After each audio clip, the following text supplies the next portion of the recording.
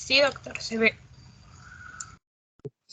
Empezamos de frente. Ya alguien que empiece la grabación. Bueno, vamos a hablar de patología degenerativa discal. En la primera lámina ustedes van a ver la estructura anatómica de la columna vertebral. No saben ustedes que la columna está conformada por una serie de elementos llamados vértebras que se unen entre sí por ligamentos y por otras estructuras blandas, ¿no? Pero dentro de esas estructuras blandas, en la parte anterior, ustedes tienen al disco intervertebral. Ese disco intervertebral está conformado por un anillo fibroso y un núcleo pulposo, que es importante dentro del proceso degenerativo, y va a unir dos cuerpos vertebrales.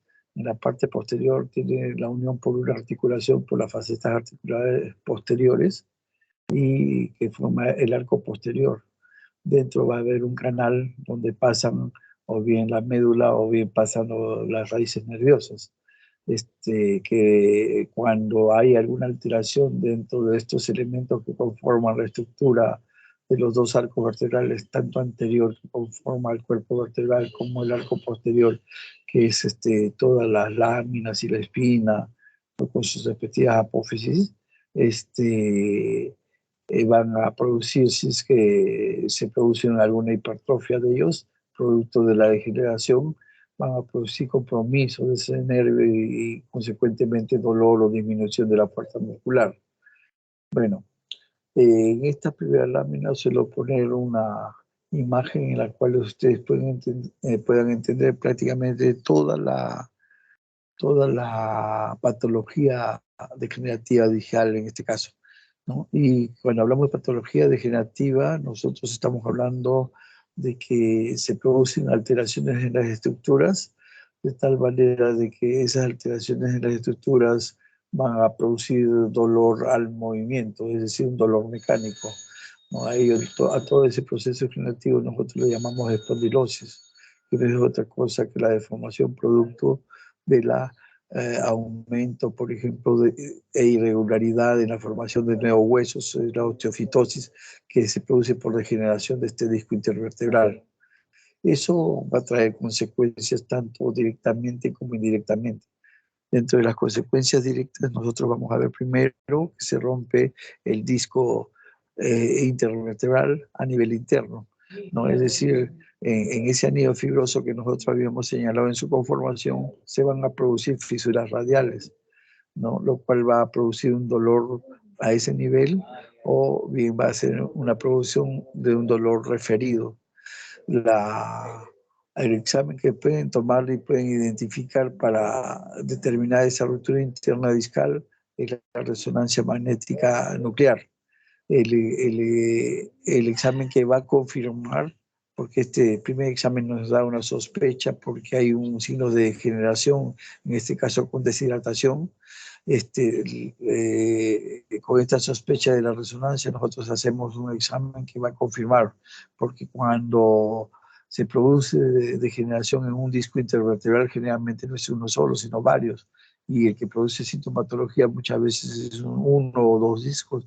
Entonces, ¿cómo confirmamos con una discografía? La discografía que no consiste en otra cosa que echarle una sustancia, en este caso con contraste, se le toma una radiografía funcional y al aumentar la presión dentro de ese disco va a producir un dolor concordante en esa localización.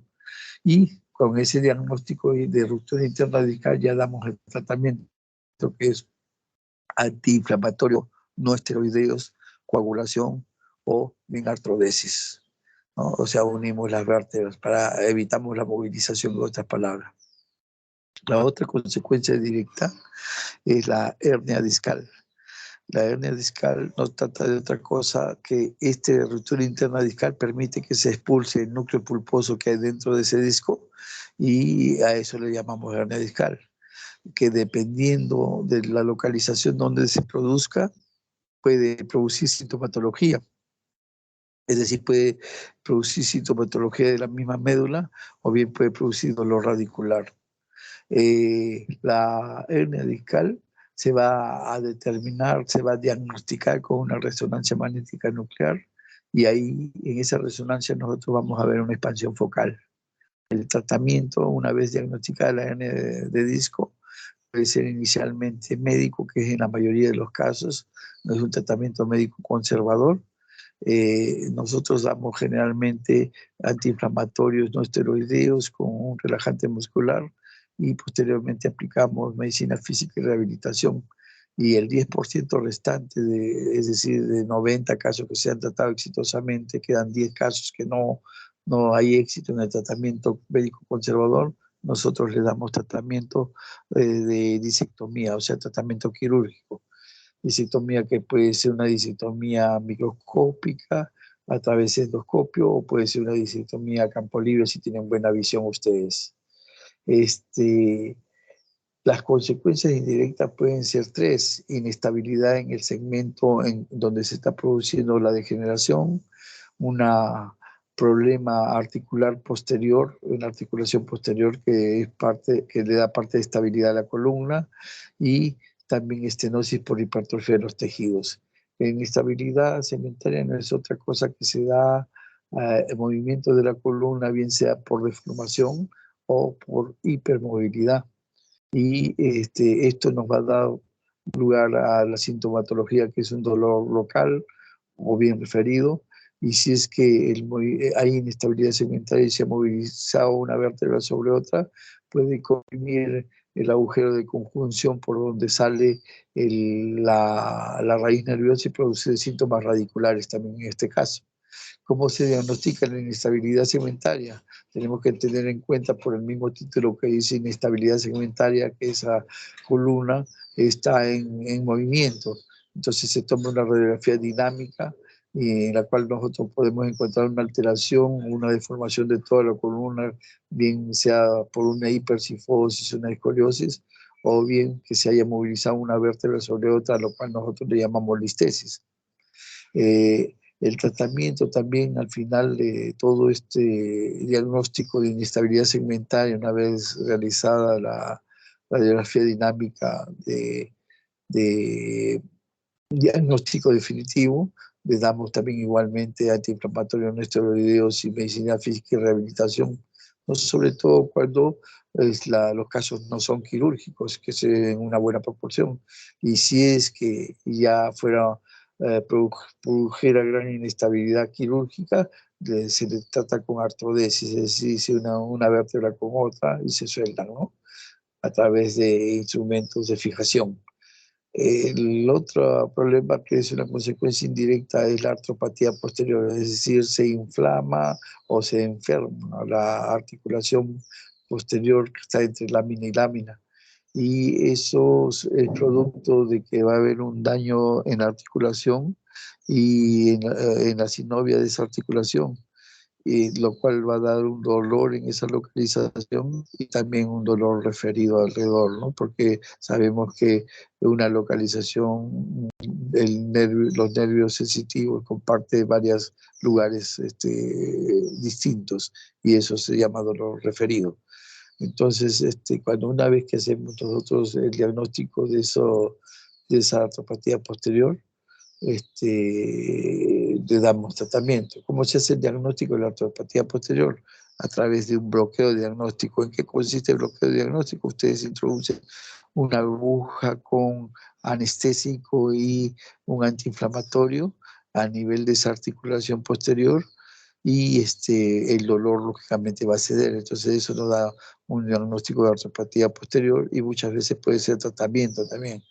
¿Por qué? Porque dentro del tratamiento está el uso de antiinflamatorios no esteroideos y el tratamiento con relajantes musculares, porque afecta también los músculos en los cuales se refiere ese nervio.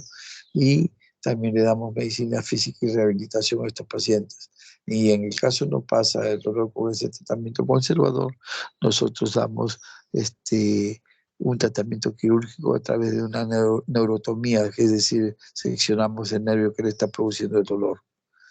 La otra consecuencia indirecta es cuando, producto de la inflamación, se hipertrofian los tejidos, se transforman los tejidos, ¿no? Y se van hacia adentro del canal y producen entonces un fenómeno llamado estenosis o estrechez de canal. productos de esa formación de osteofitos y de la hipertrofia articular. Esto, dependiendo de la localización, supongamos que sea a nivel de L1, L2, donde termina la médula hacia arriba, a los niveles cervicales, puede dar mielopatía y dolor radicular, y si es por debajo de ese nivel, puede dar solamente dolor radicular, porque sabemos que a partir del L1, L2 están todas las raíces que conforman la cola de caballo, y no hay médula. ¿Cómo se hace el diagnóstico definitivo de la estenosis? A través de una resonancia magnética nuclear, también se hace una tomografía, también una radiografía, donde vemos un menor diámetro del canal. El tratamiento de la estenosis es con antiinflamatorio no esteroideo, medicina física y rehabilitación, o de lo contrario, si no pasan las molestias, nosotros tenemos que dar un tratamiento definitivo. Si es una hernia la que produce ese canal estrecho, una disectomía. Si es el cuerpo vertebral que se ha calcificado o que está listizado hacia atrás y ocupa parte del canal, una corpectomía. Y si es que son las láminas que están hipertrofiadas con el ligamento amarillo, una laminoplastia. Eso es el tratamiento entonces de este problema de degeneración discal. Y en realidad es un resumen lo que se le ha hecho respecto a este tema. Si ustedes han comprendido esta lámina, prácticamente han comprendido toda la exposición. Vamos a pasar ya al detalle de cada uno de ellos rápidamente y no les voy a pedir que pregunten porque estamos con el tiempo estrecho. Entonces, cuando hablamos de enfermedades degenerativas, nosotros estamos hablando de otra cosa que un proceso de envejecimiento. Y este proceso de envejecimiento de las articulaciones de la columna vertebral se caracteriza por presentar un dolor de tipo mecánico y crónico, o sea, de largo tiempo y que se produce al movimiento. Entonces, por lo tanto, va a empeorar con la actividad y va a mejorar con el reposo. Es un dolor de hueso, de la articulación y de los músculos periféricos que lo rodean. Las enfermedades más conocidas que causan dolor mecánico son todas estas que ustedes la van a leer porque ya les voy a depositar o creo que ya les coloqué en sus archivos para que lo revisen ahí en el Teams. Acá vemos ejemplos en fotos de lo que nosotros decimos espondilosis, que no es otra cosa que la enfermedad degenerativa artrósica espinal o espondilosis a la osteofitosis vertebral, consecuencia de qué? Del deterioro anatómico y funcional del disco intervertebral, envejecimiento en otras palabras, en concreto. El 70% de todas las personas mayores, entonces es un buen porcentaje, que tienen 70 años, presenta este cuadro, ¿no? de enfermedad degenerativa o espondilosis. Acá tenemos una escoliosis, producto de una enfermedad degenerativa, ¿no? Muchas veces estos cuadros, salvo que produzca deterioro funcional en algunos de los órganos internos del tórax o del abdomen, recién se hacen quirúrgicas, pero muchas veces no son quirúrgicas, ¿no? Eso dependiendo de los ángulos, tema que no estamos estudiando acá, de los ángulos, de las desviaciones de las vértebras, ¿no? De la forma de la escoliosis o de la gran deformación que produce. En la otra foto ustedes ven una columna cervical que no es normal su curvatura como ustedes ven. Está esta curvatura recta, normalmente es una curvatura como señala el puntero, no sé si están viendo el puntero ustedes. Ahorita la van a ver mejor con el puntero láser, ¿no? La curvatura normal es así en esta forma, Doctor, ¿ya? En esta forma. doctor, disculpe, ¿me escucha? Aló, Sí, sí. nosotros aún vemos, doctor, su diapositiva número 2, en donde dice patologías degenerativas. No vemos las imágenes que nos muestra. No ha pasado, Rema. A ver, a ver, a ver. Anterior. Ya.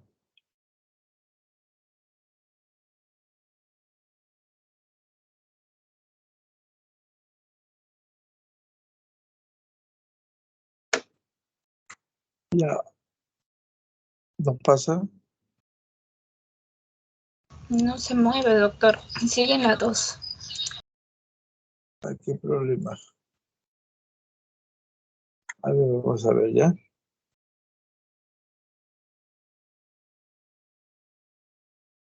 Espérense un momentito ya.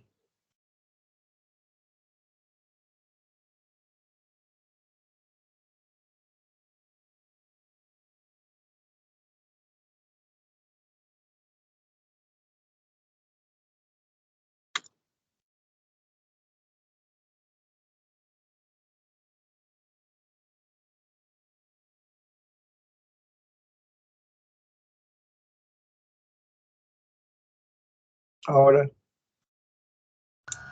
Sí, está en espondilosis, doctor. ya, vamos a ver si nuevamente. Ahorita.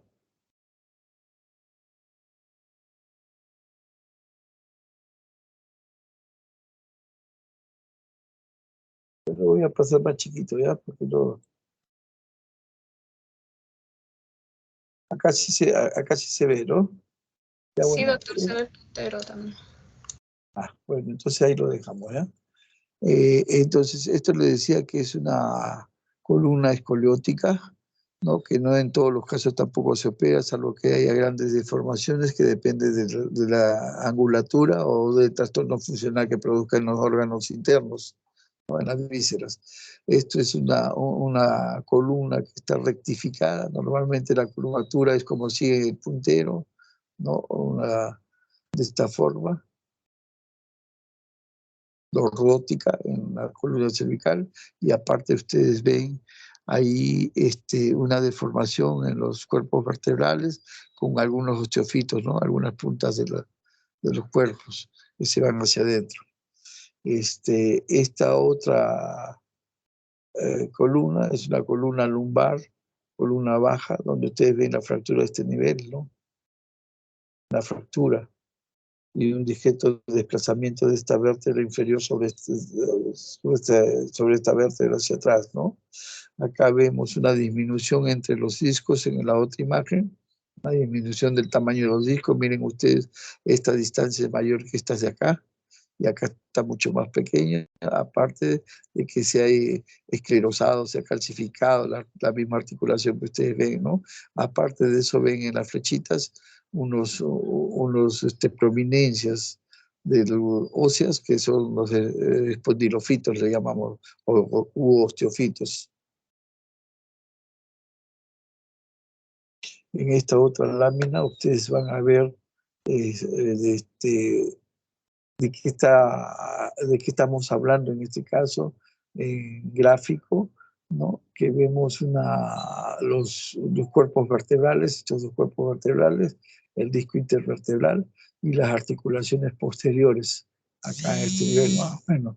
Disculpe un momentito.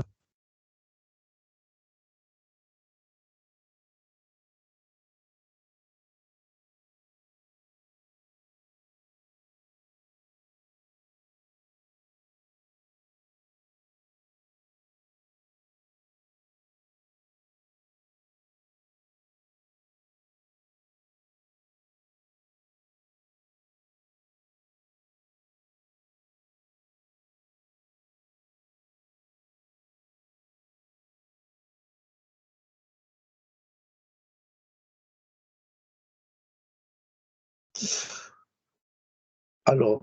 Entonces estábamos pues de que estos cuerpos vertebrales unidos por el disco intervertebral, ¿no? Y las articulaciones posteriores, esto es la unidad anatómica de las vértebras, ¿no? Este disco intervertebral está compuesto por el anillo fibroso y el núcleo pulposo.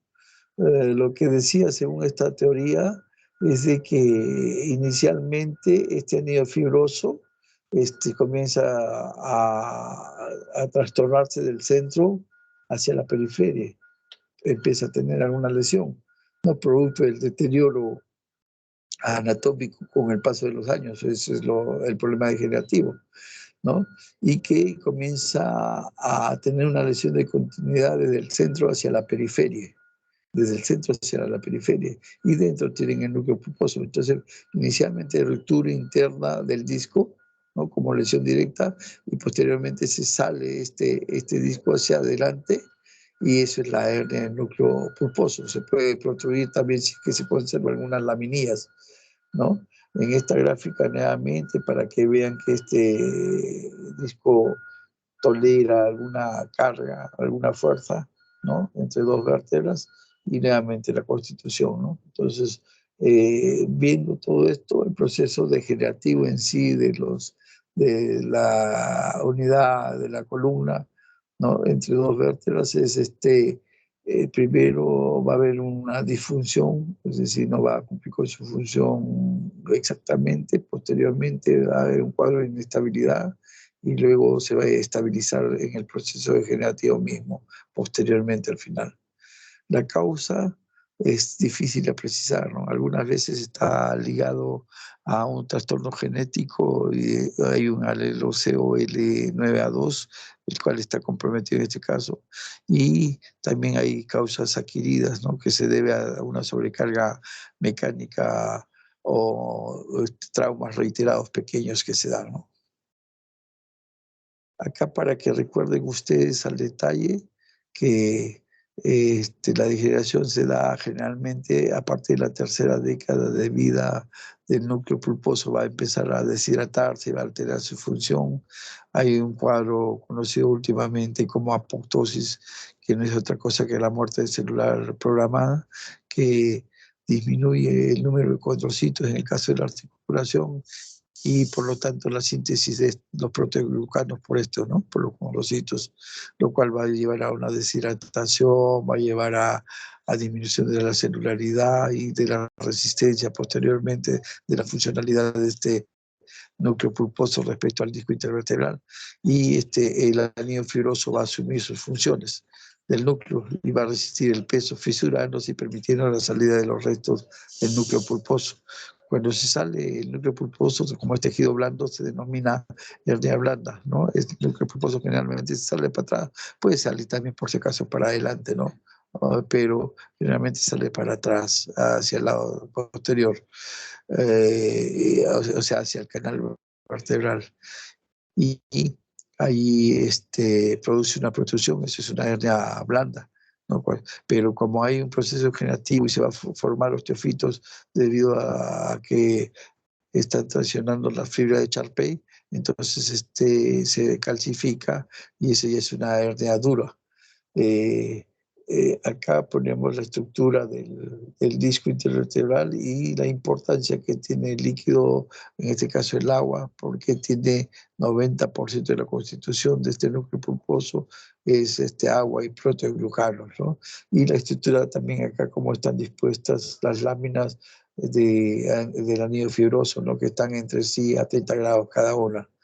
Con la degeneración del disco va a cambiar la distribución del peso de la columna, se sobrecargan las articulaciones interapofisiarias posteriores, las cuales normalmente en este disco soportan la cuarta parte del peso, ¿no? de todo el cuerpo.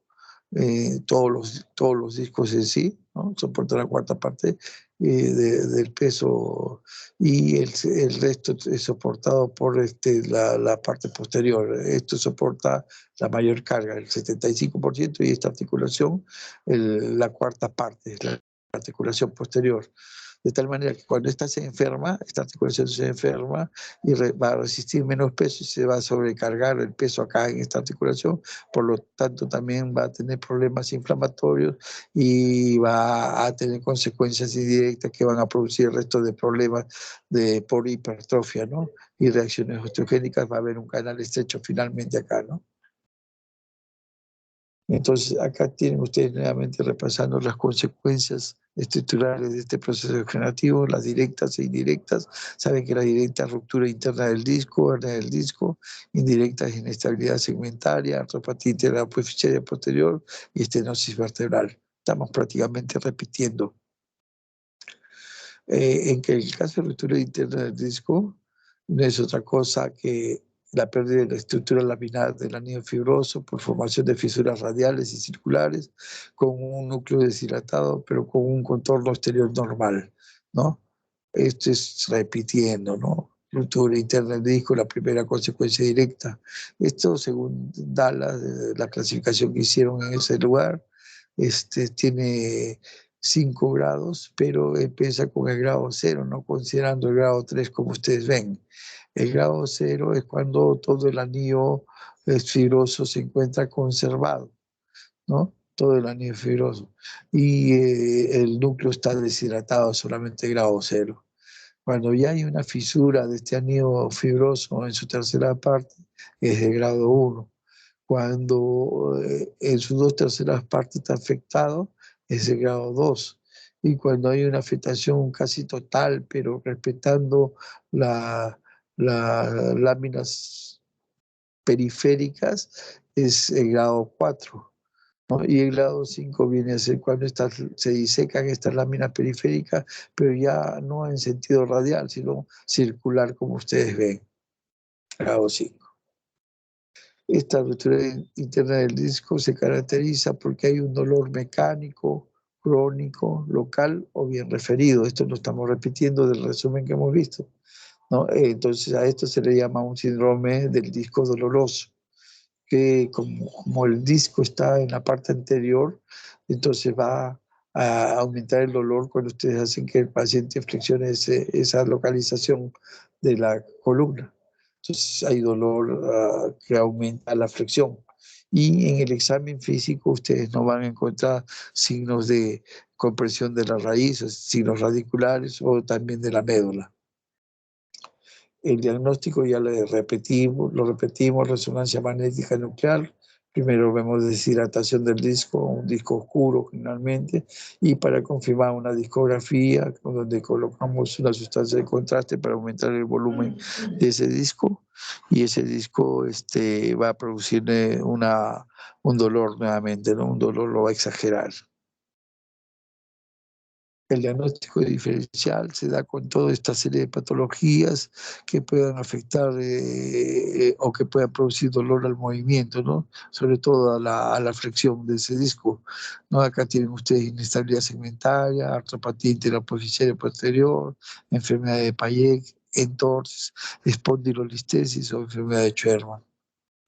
Cuando decimos que tiene una enfermedad discal directa por ruptura interna del disco, el tratamiento es antiinflamatorios, esteroideos y fisioterapia. No le doy un medicamento porque acá es importante que ustedes conozcan la farmacología y utilicen un medicamento que lo conozcan bien, cualquier que sea de su elección, en múltiples antiinflamatorios.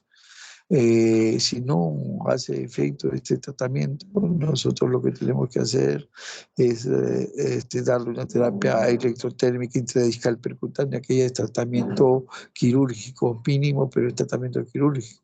Esta terapia electrotérmica intradiscal percutánea va a producir un alivio del dolor de manera completa en 20% de los pacientes que restan de este tratamiento conservador, y en 30% de ellos va a disminuir el 50% del dolor, por lo menos. Si, hay pacientes que lógicamente no les cede el dolor, entonces tienen que darle tratamiento con artrodesis o artroplastía. Y si es que tampoco no cede, vemos acá el tratamiento quirúrgico en las gráficas, ¿no? De este problema discal, donde por ejemplo acá hacemos una nucleoplastía con ablación por radiofrecuencia, ¿no?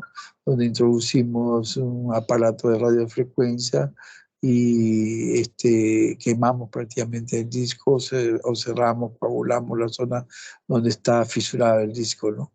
A través de un equipo de radiografía dinámica, en este caso un arco en C, ¿no? Como ustedes ven, se introduce la aguja a nivel del disco y ahí se introduce la electrofrecuencia.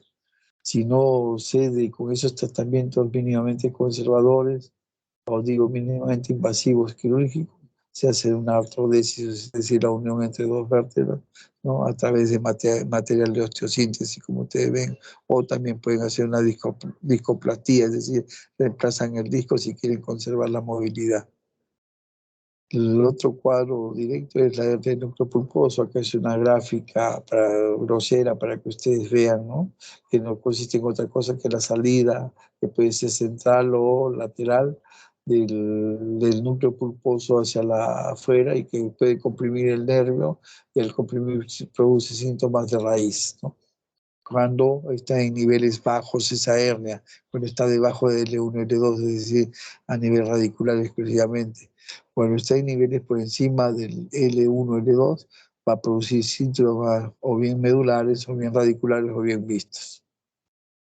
Entonces, la hernia del núcleo pulposo no es otra cosa que la protrusión del material central, es decir, el núcleo pulposo, de un disco intervertebral a través de una fisura en el anillo fibroso externo, ¿no? Este anillo de acá se puede romper, se puede fisurar, ¿no? Completamente, incluso sale el disco, es una hernia destruida, por ejemplo, en ese caso. Ya vamos a ver la clasificación. Cuando permanece intacto, pero se estira, a veces permanece el disco en su lugar, aparentemente, ¿no? Pero el núcleo pulposo ha roto estas fibras de anillo fibroso. Entonces, lo que pasa es de que se protruye hacia adentro y es una protrusión discal. La hernia del núcleo pulposo, pues en su estudio tiene que recordarse, ¿no? Muchos siglos anteriores, ¿no? En el siglo XVI ya lo comienza a estudiar la sintomatología. A partir de la sintomatología comienza a interesarse Vesalio por la descripción anatómica del disco, ¿no? Y posteriormente, en el siglo XVIII, Domenico Cutugno, en este año 1770, hace una descripción clínica de la sintomatología, pero no realiza todavía una unidad clínico patológica, ¿no? Posteriormente, dado de que vieron de que era la causa más frecuente de lumbociática entre esta edad, 20 a 60 años, a principios del siglo XX comienzan a hacer la descripción anatomopatológica como tumores condroides, pero previamente ya la CEI había encontrado esa relación entre ciática y dolor lumbar, ¿no? Y con el famoso signo de la CEI que ustedes ya conocen. En este siglo pasado, ya estos señores establecen este cuadro anatomoclínico, ¿no? Mystery Bar. Acá nuevamente en gráfico, pero principalmente el objetivo es recordarle que el agua, tanto en el núcleo pulposo como en el anillo fibroso, tiene una proporción importante, ¿no? Y que ello nos ayuda pues a que haya una resistencia de estos tejidos a la fuerza o al peso del cuerpo. Es decir, le produce una eficacia mecánica que va a depender de este núcleo pulposo, que puede ser deformable, pero no es compresible. Los factores patogénicos pueden ser involutivos, que ya le hemos hablado, el mismo proceso degenerativo, ¿no? Pueden ser mecánicos, traumas, o microtraumas reiterados, o traumas agudos, que también en este caso es el único caso en el cual da un núcleo pulposo no degenerativa, es decir, traumática. Hay factores genéticos, hemos visto del alelo al cual está ligado, y factores inmunológicos. Hay algunas enfermedades que producen este problema de hernia discal. Es importante saber de que la prevalencia puede ser sintomática o no sintomática, ¿no? Hay pacientes que tienen una hernia del núcleo pulposo y no tienen síntomas, a los cuales solamente tenemos que observarlo, no tratarlos, pero los que tienen sintomatología sí se tratan. Ellos son los candidatos a tratamiento, o bien médico o bien quirúrgico, ¿no? Y su prevalencia en países europeos es esta cantidad, 1 a 3%. La mayor prevalencia es en las personas que tienen entre 30 y 50 años.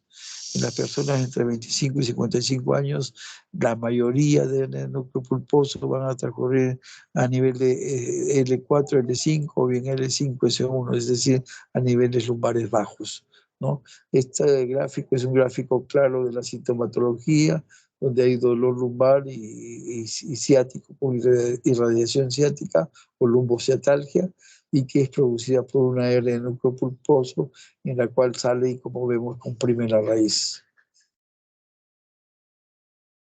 Entonces, dentro de su patogenia hay que considerar que hay un problema en el anillo fibroso, donde va a haber degeneración y pérdida de esas propiedades elásticas del disco y que posteriormente va a producir una compresión por la salida de ese disco, ¿no? ¿A qué se le llama protrusión? ¿No? Cuando parte del anillo fibroso está, sobre todo la parte periférica, está conservada y se protruye el núcleo pulposo, y esa es la protrusión, pero cuando se rompe totalmente y sale el núcleo pulposo, entonces hablamos de hernia del núcleo pulposo destruida. Esto para que ustedes vean que la hernia se produce y crece con la acción permanente de la fuerza de pulsión, es decir, el peso constante que recibe desde la parte superior hasta la parte inferior. ¿Cuáles son los tipos de hernia núcleo pulposo? Acá tienen, les dije, sale medialmente, o sea, en la parte central se rompe todo el anillo fibroso y sale por ahí, o bien la posterolateralmente o posteromedial también, que donde sale hacia un costadito, ¿no? O hernia foraminal cuando se va a la salida de la raíz nerviosa, o hernia extraforaminal si sale fuera de la raíz nerviosa.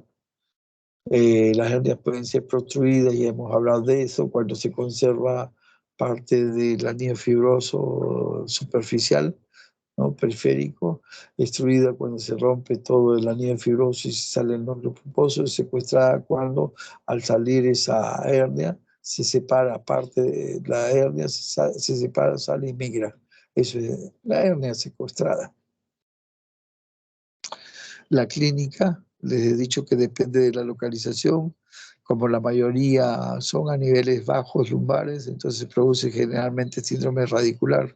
En niveles altos puede ser medular o mieloradicular o radicular, ¿no? También, depende de hacia dónde haya salido. El dolor, entonces, su aparición va a ser, en el caso de las hernias superiores cervicales, de aparición espontánea, pero en el caso de las hernias lumbares generalmente aparece después de un esfuerzo. En el examen físico depende de la localización. Si está en niveles superiores de L1, L2, vamos a encontrar signos de irritación bien radicular o bien irritación a nivel de compresión medular, ¿no? Pero si está a niveles bajos, exclusivamente irritación o compresión radicular. El diagnóstico se hace con la resonancia, también seguimos repitiendo. Acá vemos una resonancia en T2, donde vemos la presencia de esta hernia que está señalando el puntero, ¿no? En esta otra localización, la flecha está señalando la hernia en la fase de T1 de la resonancia magnética. Esta es otra resonancia en posición sagital, donde vemos la hernia que está como una protrusión en este nivel y está achicando el canal, como ustedes ven.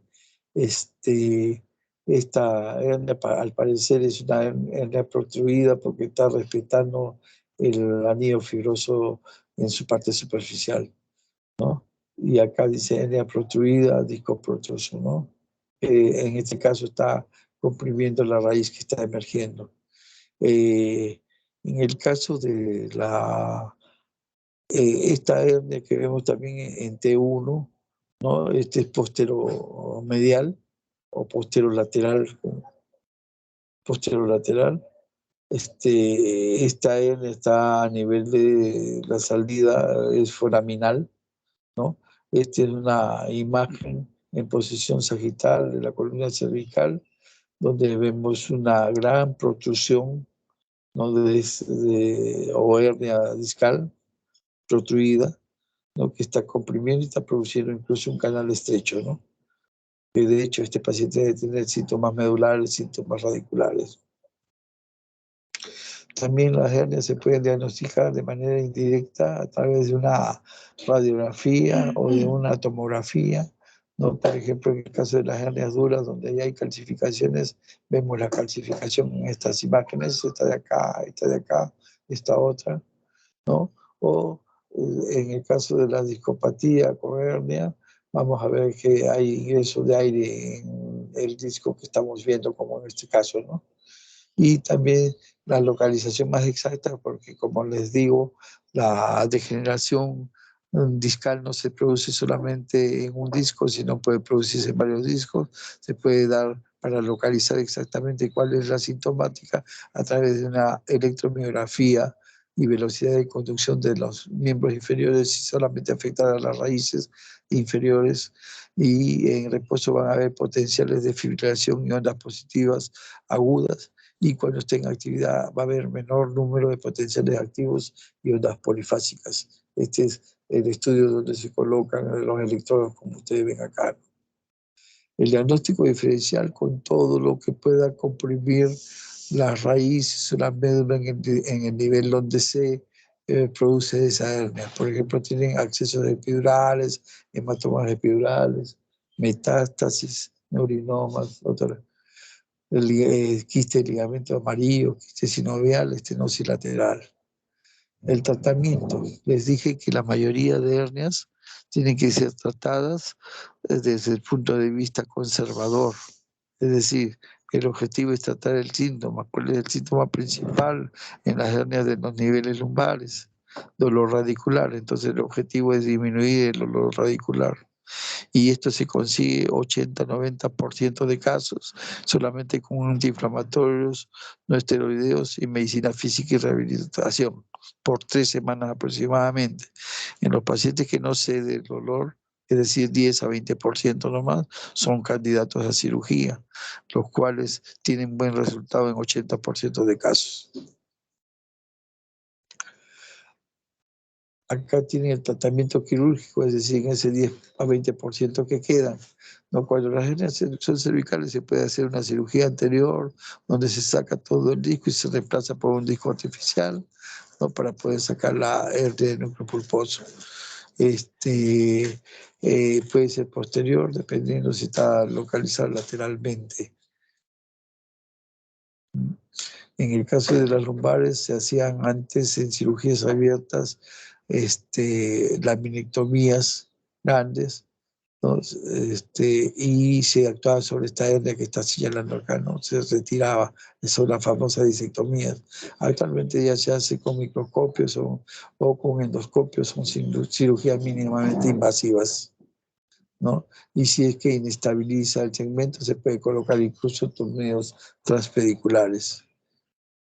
Hay algunos casos en los cuales estas hernias son quirúrgicas sí o sí, ¿no? Es decir, esos 10-20% son de tratamiento quirúrgico de emergencia incluso, ¿no? Porque puede producir síntomas que queden como secuelas definitivas. Y esas cirugías son en caso de compresión aguda de la médula cervical o bien en el caso de compresión de la cola de caballo por el núcleo pulposo. Va a considerarse emergencia. Y con ello hemos terminado el núcleo pulposo. La inestabilidad segmentaria ya son cuadros indirectos, ¿no? Es degenerativa, puede ser la presencia de deformaciones o inestabilidad entre 2 o más vértebras contiguas en cualquiera de los ejes cartesianos. Nosotros sabemos que nosotros nos guiamos por los ejes X, Y, Z, es decir, nos vemos tridimensionalmente. Entonces, si hay una desviación en cualquiera de esos ejes, va a haber inestabilidad segmentaria, ¿no? En la columna. En la columna lumbar, la prevalencia en la población anciana mayor de 79 años es solo del 20%. Y la inestabilidad puede ser en cualquiera de los sentidos de los ejes de la columna, por si acaso. Acá tenemos, por ejemplo, una inestabilidad segmentaria producida por una listesis, es decir, se retropulsa hacia atrás el cuerpo vertebral respecto de este cuerpo vertebral, como ustedes ven.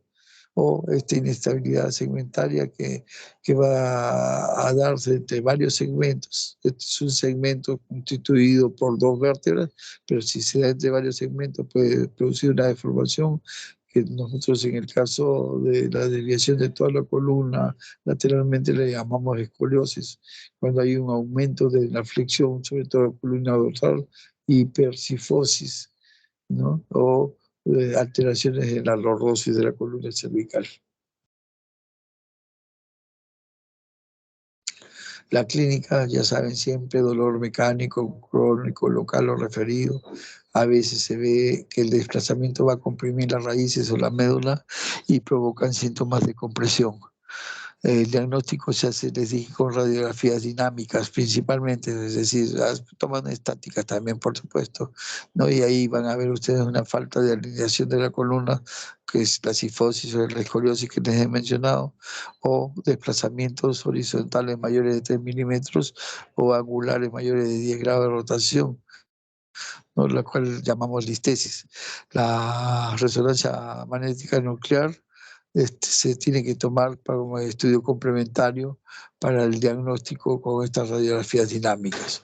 El tratamiento siempre en estos casos, en primer lugar, siempre se utiliza antiinflamatorios no esteroideos y medicina física y rehabilitación, y posteriormente se pasa a la cirugía con artrodesis y fijación de la columna, con corrección, por supuesto, de la postura.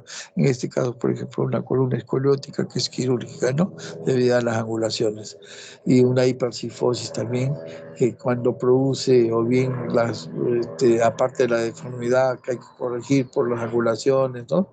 También a veces produce trastornos funcionales, en este caso del tórax, a través del pulmón o el corazón. Entonces tienen que ser quirúrgicos en esos casos, ¿no? Acá hay una listesis, es decir, la separación de una vértebra sobre otra, en este caso una que se ha retropulsado hacia atrás, otra radiografía, en este caso con una listesis entre L4 y L5, se ha retropulsado hacia atrás la vértebra L5 sobre L4.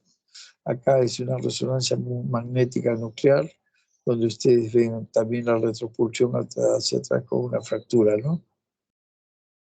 Y el tratamiento en estos casos de la listesis, que se hace un tratamiento con artrodesis, pero primero volvemos la columna a su lugar, ¿no? Luego seguimos nosotros con la artropatía interaproficiaria posterior, que no es otra cosa que la inflamación de la articulación facetaria. Le llamamos también síndrome facetario, ¿no? Ya saben, ya estamos hablando de un cuadro degenerativo, entonces tiene que haber una inflamación de la synovia y eso consecuencia de sobrecarga producida por la degeneración discal. La prevalencia, 15% de lumbalgia crónica y 26% de cervicalgia crónica. La clínica, hay un dolor mecánico crónico, local o referido que aumenta en extensión, no signos de compresión al examen. El diagnóstico, bloqueos articulares con anestésicos locales y corticoides. El tratamiento es con terapia física y analgésicos. Neurotomía percutánea por radiofrecuencia de rama mediano.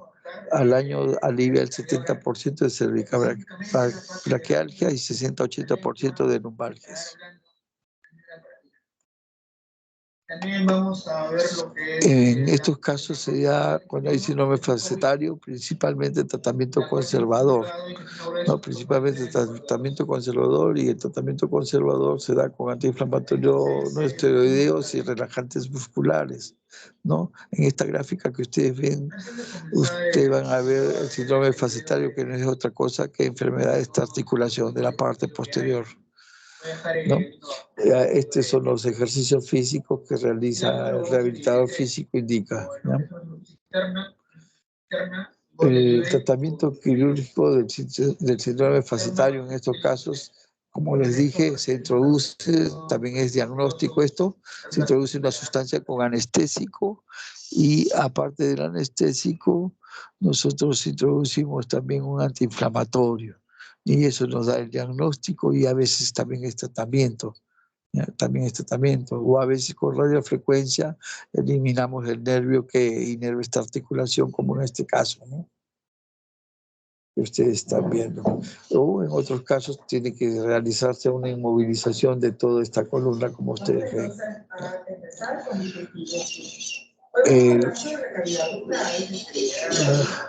La estenosis vertebral, el canal estrecho, es otra enfermedad indirecta, consecuencia indirecta. Acá, como les digo, solamente venimos detallando. Si ustedes entendieron la primera lámina, han comprendido prácticamente toda la clase y van a tener que repasarla nada más. La estenosis es el estrechamiento de todo el canal degenerativo, en este caso, el canal lumbar, y es un desorden multifactorial caracterizado por un estrechamiento del canal vertebral, del receso lateral o de los agujeros de confusión secundario a hipertrofia degenerativa y progresiva de cualquiera de las estructuras óseas, cartilaginosas o ligamentosas que culmina en una compresión neurológica o vascular. En otras palabras, producto de la inflamación de toda esa articulación entre las dos vértebras, se hipertrofian los tejidos y estrecha el canal. Eso es lo concreto. Ya se da más frecuentemente después de los 60 años. 20% de la estenosis es combinada, es decir, en tandem, se produce poco a poco. La estenosis degenerativa es más severa y se manifiesta más precozmente cuando previamente el canal es congénitamente más estrecho. Acá ustedes tienen en gráficas la estenosis espinal, ¿no? En gráficas. El nervio espinal, como ustedes ven, está en posición sagital, ¿no? Este es el agujero de confusión, por ahí salen las raíces, ¿no? Cuando de repente el disco se sale, puede estrechar y comprime, ¿no? O comprime todo este canal que está acá adentro, ¿no? Este es un normal, es una vértebra normal, pero cuando se produce la estenosis, vemos que este canal, como ustedes ven aquí en este caso, este disco se ha herniado, una compresión anterior, la articulación posterior se ha inflamado y se ha hipertrofiado, compresión posterior y todo el canal se estrecha. ¿Cuál es el síntoma principal en el caso de la estenosis vertebral? Claudicación neurogénica.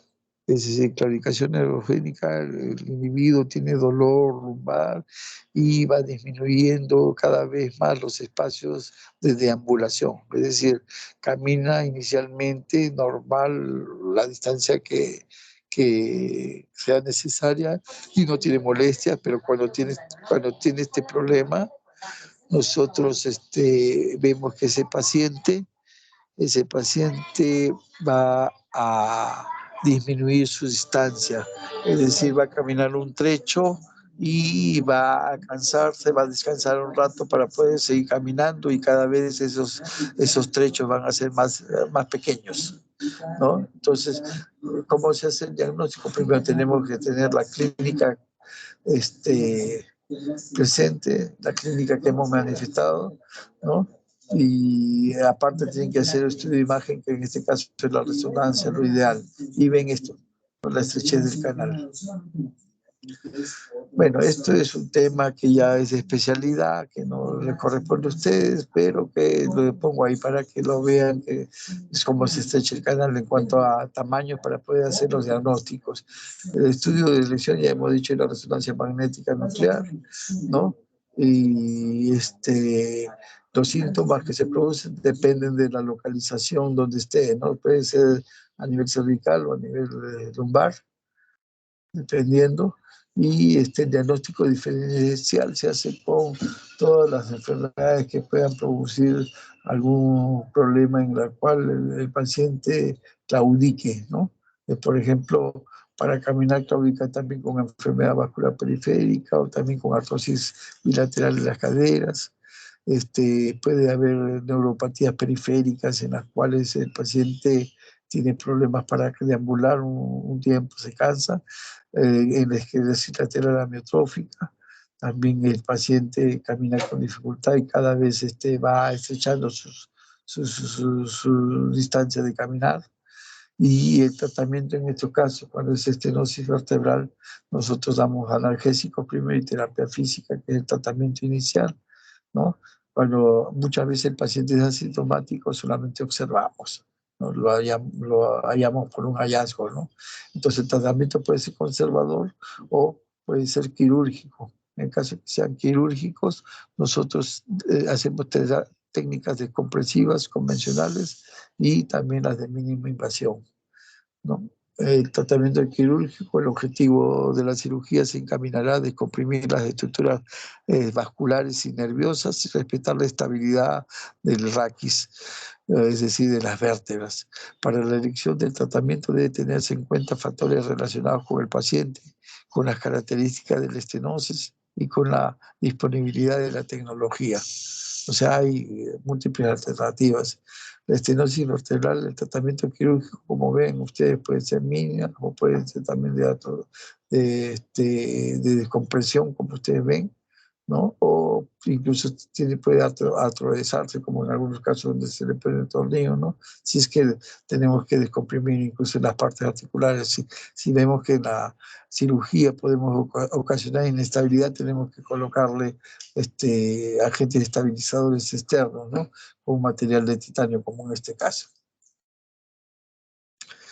Bueno, esta última lámina para que vean que un paciente con trastorno de columna puede ser multimanipulado, ¿no? Por diferentes especialidades, incluso por empíricos, por lo cual, y sin embargo las molestias persisten, muchas veces no pasa totalmente y terminan pues estos pacientes con disconformidad, sobre todo cuando aumentan las molestias y terminan en una litigación con compensaciones. Eso es lo que se tiene que hablar sobre este tema, ¿no? Realmente en el sílabus se habla sobre, o se tenía que hablar solamente sobre el núcleo pulposo, pero se convino realizar todo el tema de degeneración discal, porque de esa manera creo yo que ustedes comprenden mejor la teoría de este tema. Muy bien, no sé si tienen alguna pregunta.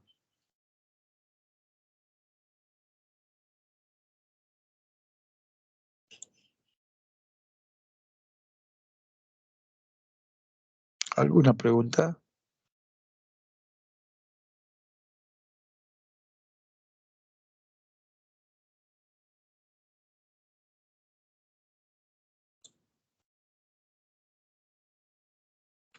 ¿Ninguna pregunta? Estuvo claro, doctor, la exposición. Muy bien, entonces, miren, vamos a pasar al caso clínico. Escoja uno de ustedes, tiene que exponer igual que la vez pasada, y lo vamos a tratar de hacer rápidamente y pasamos al siguiente tema, ¿ya? Vayan escogiendo mientras yo voy compartiendo la imagen, ¿ya?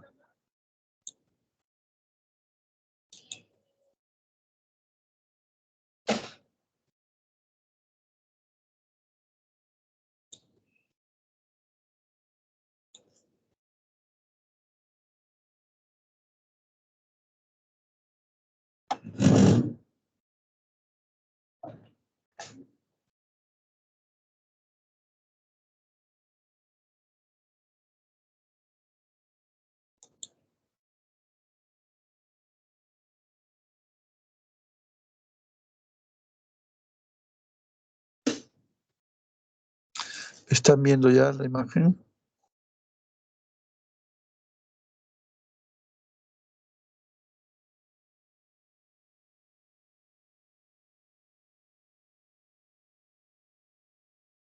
No, doctor, no se ve. Mm.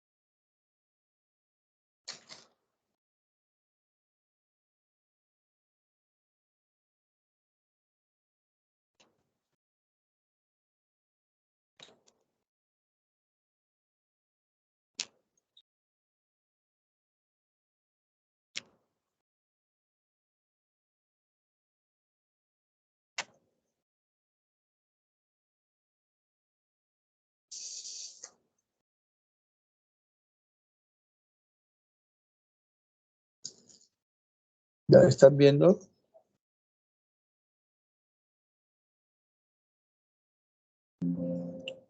Sí, doctor. Caso clínico, enfermedad de columna. Ya, ¿quién de ustedes va a ser el ponente?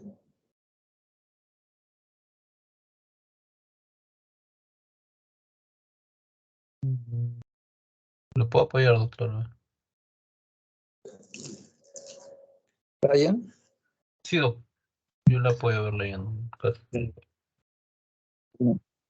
Bien, Brian, entonces tú vas a desarrollar el caso clínico. Preséntate ante tus compañeros, ante mi persona e inicia. Déjame buscar lapiceros. Ya, ahora sí. ¿Qué tal, doctor, compañeros? Soy el alumno Brian Pérez Malqui. El día de hoy vamos a leer el caso clínico de la enfermedad de columna. Muy bien.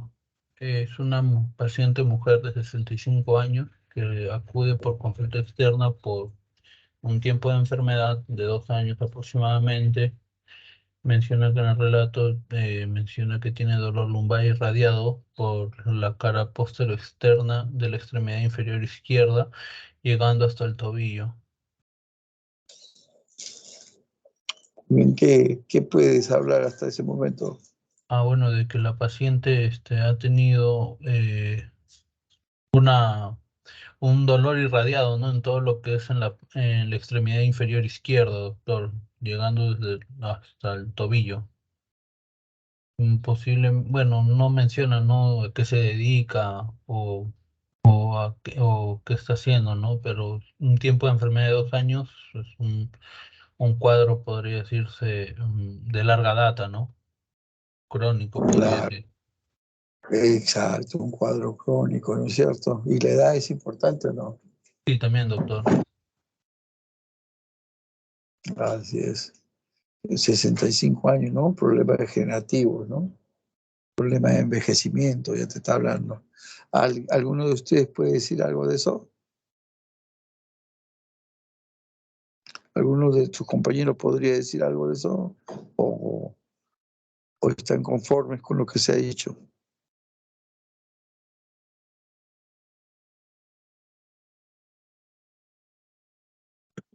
Bien, Brian, continúa. Menciona que en la exploración el signo de la C a 45 grados izquierdo. Menciona que también hay una ligera pérdida de la fuerza, también para lo que es la dorsiflexión del pie izquierdo y reflejo de osteotendinosos y sensibilidad conservados en ambos miembros inferiores, ¿no? ¿Cuál es lo Eh, clásico según bueno, día que el usted... signo de la C, ¿no? Prácticamente es una prueba, ¿no? Donde el paciente lo echan y le elevan las piernas, ¿no? A diferentes grados, ¿no? De 0 a 35 o 0 a 30, 30 a 70 y bueno, más de 75, ¿no? En el cual sirve para ver lo que es si es que hay un dolor, ¿no? Una prueba de lo que es eh, eh, bueno, más que todo lo que sí es positivo, ¿no? La flexión provoca dolor, ¿no? Bien, Es lo que me llama la atención y que tiene un dolor lo que es a nivel de 45 grados, ¿no? ya. Normalmente el signo de la cegue se presenta a partir de los 30 grados, ya. O sea, reproduce el dolor exquisito. Eso es lo que sucede generalmente, ¿no? Pero también ten en cuenta acá de que ya hay una pérdida de fuerza muscular, ¿no? Algún movimiento de dorsiflexión del pie izquierdo que ya te está localizando más o menos a nivel lumbar bajo, ¿no? Normalmente recuerdan ustedes o alguno de ustedes los reflejos osteotendinosos, cómo deben estar o no. Bueno, en este caso están conservados en ambos miembros inferiores, ¿no? Mm, claro, en estos casos efectivamente pueden estar conservados o pueden estar disminuidos, ¿no es cierto? O Ah, ausentes, ¿no? sí. Muy bien. Eh, Entonces, eso Con estos datos ya pueden ustedes hacer un diagnóstico. La semana anterior hicimos nosotros un diagnóstico, no sé si te animas, Brian, a hacer la forma de diagnóstico como hicimos la semana pasada. Ah, ¿Te acuerdas que sistematizamos el diagnóstico? Primero dijimos, hay síndromes acá o no, diagnóstico sindrómico, ¿te acuerdas? sí, Doc, este caso sería a ver, ¿qué sería un diagnóstico? Bueno, sería lo que es un problema lumbar, ¿no? Más que todo bueno, por el signo de la C me da a entender de que a partir de la L5 para abajo o una lumbar, ¿no? De término, ¿no? Una cuarta o hasta la sacra. Podría decir un síndrome doloroso lumbar, ¿no? Bajo, ¿no? Sí, Doc. Podrías decir eso, que no está mal, por si acaso. Pero todo eso se resume en un síndrome radicular, ¿o no? Sí, sí, doctor, un síndrome radicular. Síndrome radicular, perfecto. Muy bien, muy bien. Entonces, diagnóstico anatómico. Eh, un diagnóstico anatómico sería, en este caso sería lumbar, doctor. ¿Cómo? Lumbar, doctor. Lumbar bajo, ¿no? Ya Mm, estás sí. ubicado dónde está, qué niveles. Lumbar, tú sabes que tienes vértebras L1, L2, L3, L4, L5, ¿no? Y entre cada una de ellas hay su disco intervertebral, ¿no? Como tienes tu disminución de la fuerza muscular en la dorsiflexión del pie, creo que dice, ¿no? De un lado. Entonces tú ya estás ubicando el nivel, ¿no? De acuerdo a la sensibilidad, de acuerdo a la localización de la falta de fuerza muscular. Entonces tú dices ahí, localización lumbar baja, ¿no? L4, L5, L5, S1. ¿No? Depende de dónde esté el nervio que está inervando los músculos para esa función. Entonces ya tienes lumbar baja. Muy bien. Entonces tienes diagnóstico anatómico. ¿Y fisiopatológico cuál sería? Mm, Tiene que ser algo que cause la disminución, primero el dolor y segundo la disminución de esa fuerza muscular. ¿Qué Una, sería? ah, podría ser no por la edad, ¿no? Una compresión de lo que son los espacios intervertebrales, ¿no? Compresión radicular. O sea, Sí. esa compresión de esa raíz Bueno, la está disculpe. dañando de tal manera que produce disminución de fuerza muscular y le produce dolor. ¿No? Ese es el oficio patológico. Muy bien, perfecto. Y el diagnóstico etiológico, ya te he dicho, o ya les he dicho, ¿no? Hay enfermedades neurológicas degenerativas, hay traumáticas, hay neoplásicas u oncológicas, hay congénitas, hay vasculares, ¿no? Todo ese tipo de enfermedades hay. Entonces ustedes van seleccionando, hacen su cuadrito del 1 al 5, 6, ¿no? Y dentro de ellos ya hacen las nosologías en orden para hacer su diagnóstico diferencial. ¿En qué estás pensando tú y en qué están pensando sus compañeros? Anótenlo en su papelito, ¿no? Bueno, por, En por orden la edad, no más y que todo, podría ser una degenerativa, por la edad. ya, orden degenerativa primero por la edad, exacto, ¿no? Entonces dentro de la Segundo, degenerativa puedes encontrar tú ahí. Las degenerativas, hemos hablado de degeneración, consecuencias directas, consecuencias indirectas, ¿cierto? Entonces, sí. dentro de esas consecuencias directas e indirectas, escoges una, dos en orden de esos 5 planteados que hemos hecho, de las 5 patologías planteadas, ¿cierto? Entonces tú vas escogiendo, ¿no? Le has hecho, acá en este caso hay disminución de fuerza muscular, hay dolor en una localización determinada que te produce incluso un LASEGE positivo, ¿no? Entonces tú con eso te vas ubicando, ¿no? Si hay dolor al movimiento, si hay dolor estático, ¿no? Sin movimiento. Entonces, de acuerdo a eso, tú dices cuál de ellos produce dolor al movimiento, cuál de ellos no. o cuál de ellos se produce dolor con la flexión, cuál de ellos no, cuáles producen dolor con determinados síndromes que nosotros hemos encontrado. Entonces ya ustedes han hecho su cuadrito. No les voy a preguntar a cada uno de ustedes, pero me imagino que ya se lo han hecho.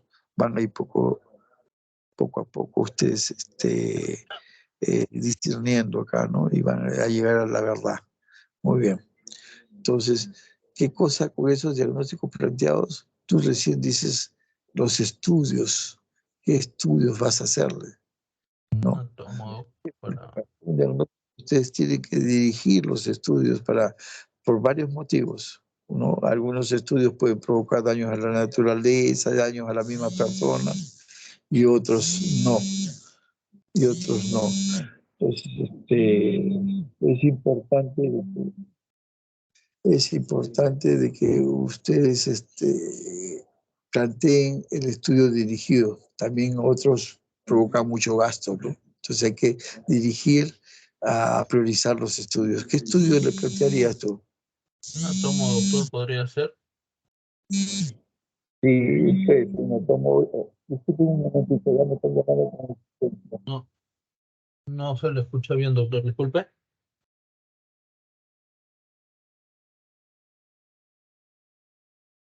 Doctor.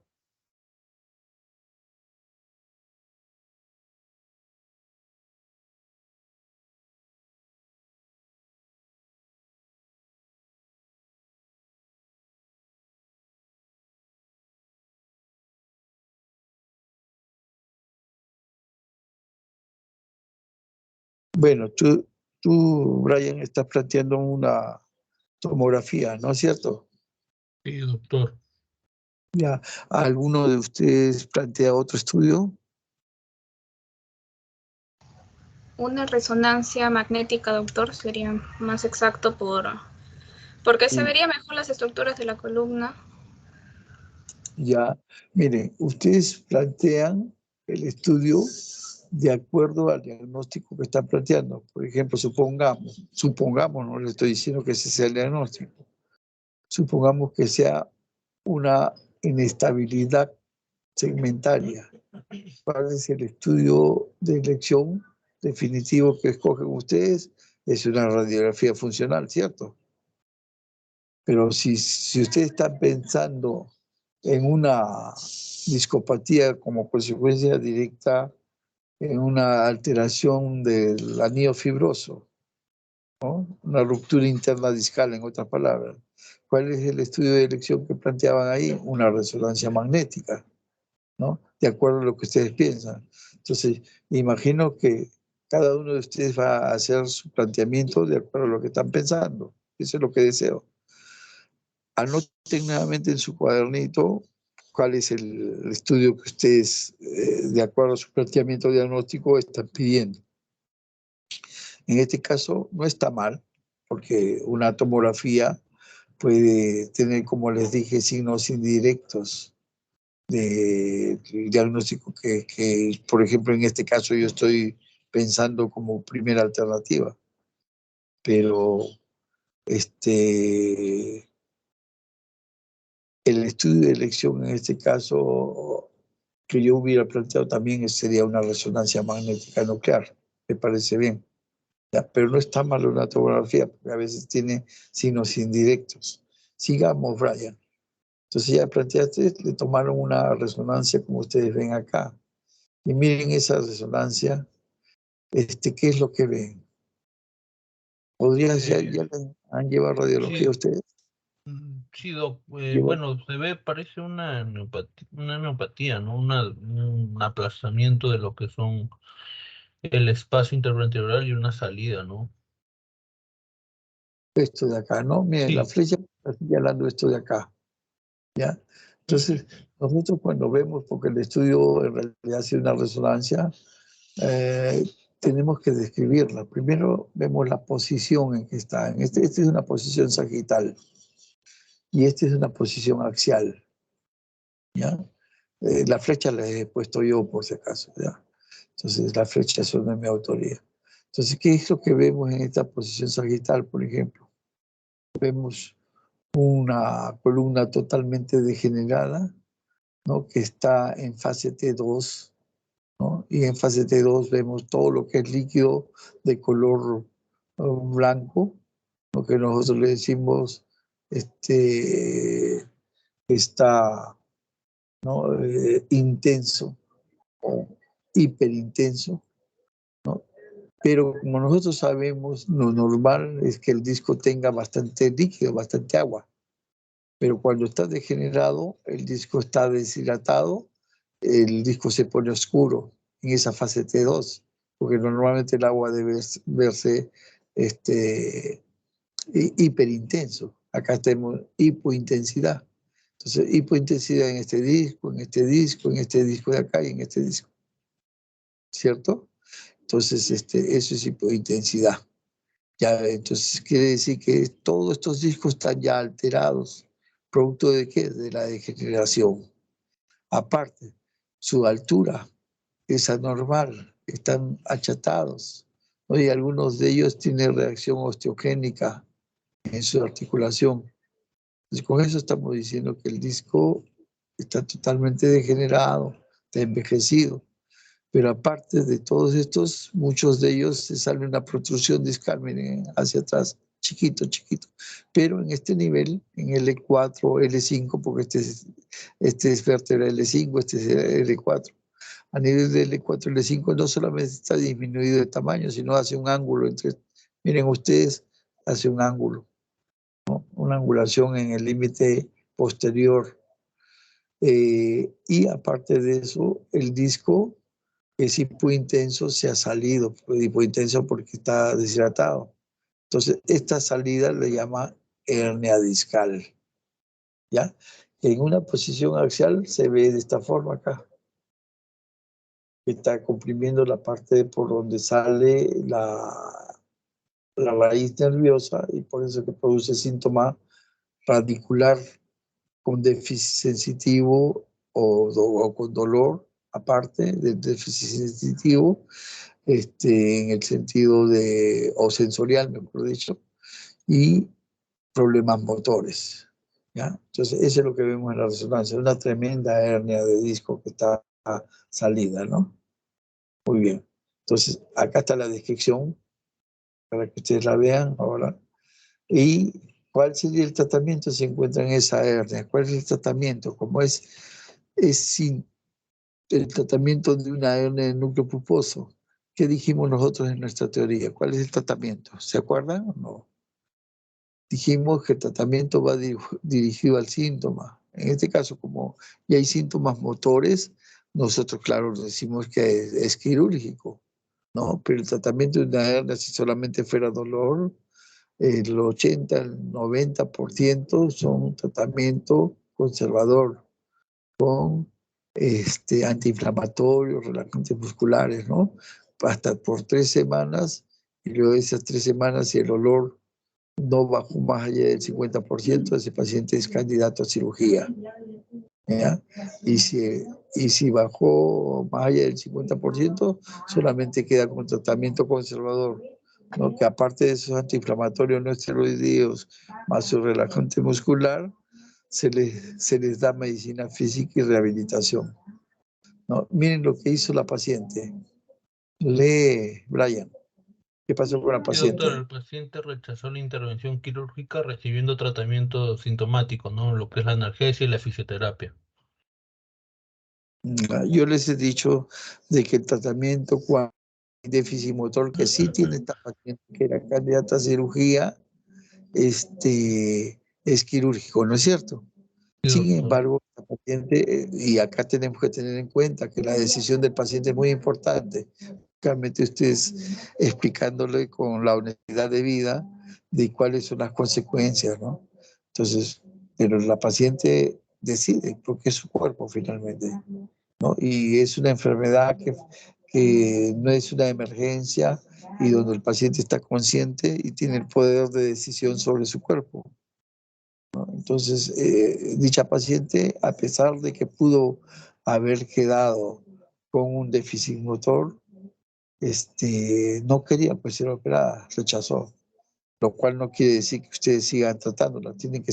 La paciente tiene derecho a seguir siendo tratada, en este caso con el tratamiento conservador, como ustedes vieron. Y se le siguió dando tratamiento conservador. ¿Y qué pasó? Ustedes la siguen tratando, ¿no es cierto? ¿Qué pasó, Brian? Se revisó ambulatoriamente 7 meses más tarde, presentando un alivio importante, ¿no? En lo que es el dolor ciático. Entonces se dan cuenta que presentó acá el síntoma principal es el dolor, El dolor en el y pie eso es lo izquierdo. que está la paciente. No nos dice lógicamente, pero suponemos que está mejor en la deambulación. Suponemos, ¿ya? La fuerza muscular. Ustedes entonces plantearon, bueno, yo planteé el tratamiento quirúrgico, ¿cierto? Pero la paciente no quiso. Ustedes, cada uno de repente ha planteado, no, yo quiero tratamiento quirúrgico, otros han dicho, no, conservador. Solamente nosotros sabemos por nuestra teoría de que 80-90% son tratamiento médico conservador. Solamente 10 a 20% van a tratamiento quirúrgico, ¿no? Pero cuando hay síntomas motores, hay dolor radicular, hay síntomas que alteran los esfínteres, entonces esos pacientes son candidatos a cirugía sí o sí. Entonces, vemos nosotros de que nosotros planteamos algunos tratamientos quirúrgicos, otros tratamientos conservadores. ¿Tú qué planteaste, Brian?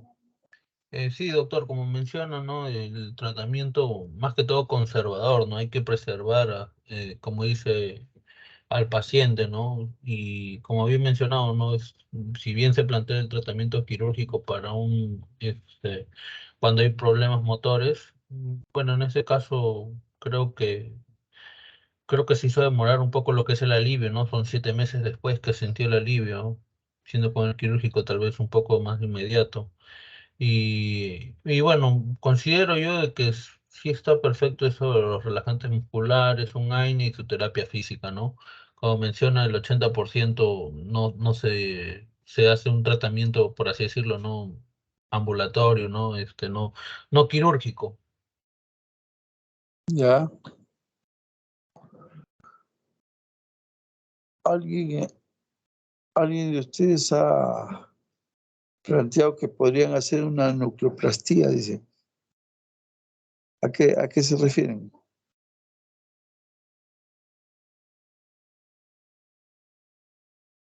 Freddy Pimentel, ¿no? ¿No tienes? Doctor, ¿me llega a escuchar? ¿Aló? Sí, te escucho. Sí, doctor. Lo que pasa es que yo consideraba que una nucleoplastía, he visto como tratamiento casi como intervencionismo, ¿no? Con una aguja de... Claro. Lo que tú estás hablando cuando hablas de nucleoplastía es el reemplazo del núcleo o el reemplazo del disco. Y no está mal. No está mal, sí se puede. Sí se puede. Cuando ahí está muy comprometido el disco, sí se puede hacer, ¿no? Ni hablar. Es una alternativa. Ya, ¿alguna otra opinión?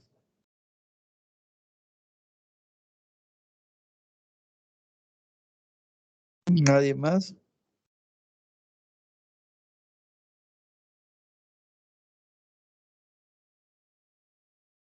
Muy bien. Entonces, cuando ustedes tienen una hernia de núcleo pulposo, si es que el disco no está comprometido en cuanto a su altura, lo que tienen que hacer es una disectomía, o sea, sacar esa hernia, que puede ser por nucleoplastía, como dice su colega Redley, o puede ser la disectomía retirando, ¿no? Escindiendo ese disco, que pueden hacerlo con microscopio, lo puedes hacer por endoscopía o también abierto, ¿no? Muy bien.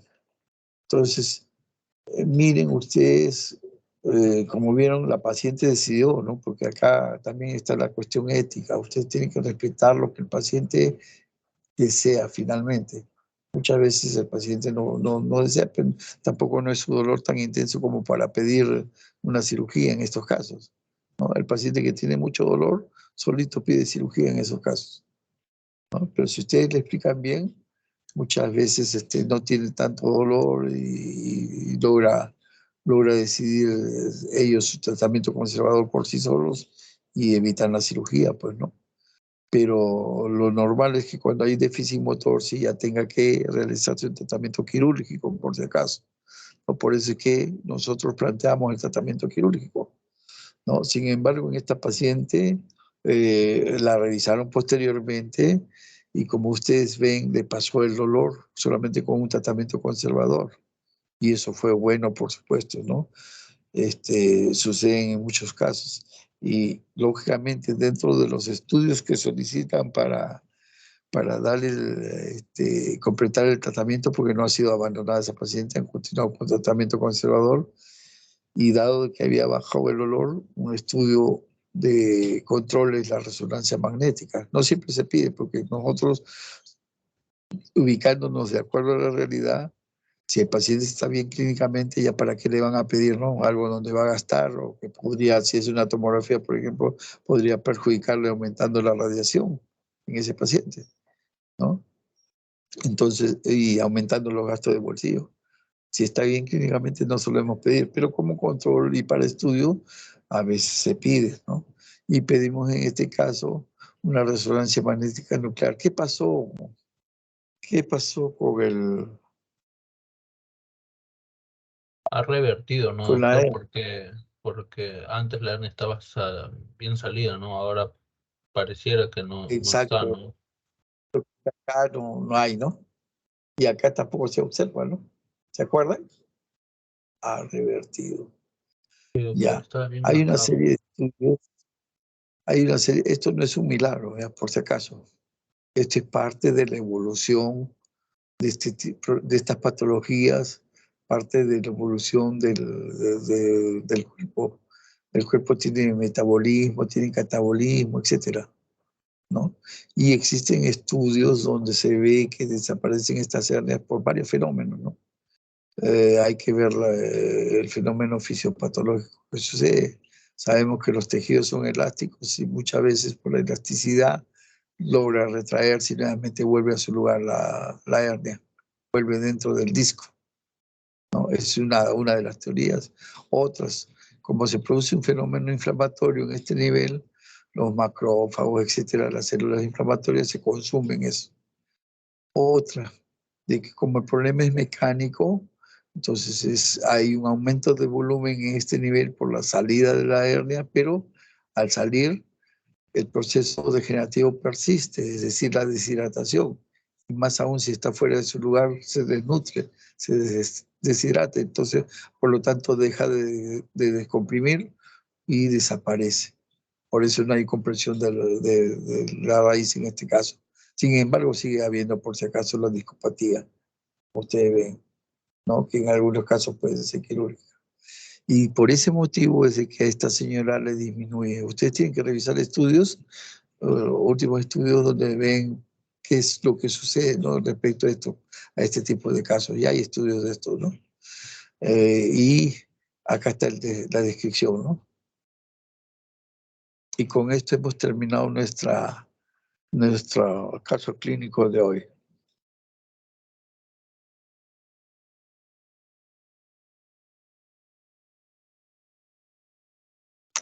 ¿Alguna pregunta? ¿Entendieron? Ha estado claro, creo, doctor. A No ver, sé si- opiniones sobre el caso.